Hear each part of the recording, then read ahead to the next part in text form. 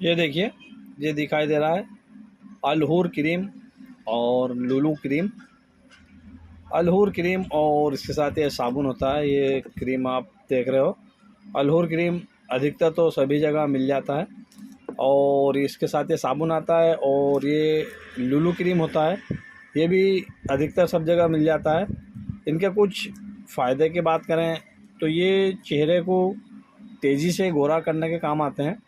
और जिन लोगों को पिंपल्स है और डार्क सर्कल है, आँखों के नीचे जो काले घेरे होते हैं, या चेहरे पे ज़्यादा दाग धब्बे हैं, तो ये सभी को बहुत जल्दी और आसानी से दूर करता है और चेहरे को एकदम गोरा कर देता है।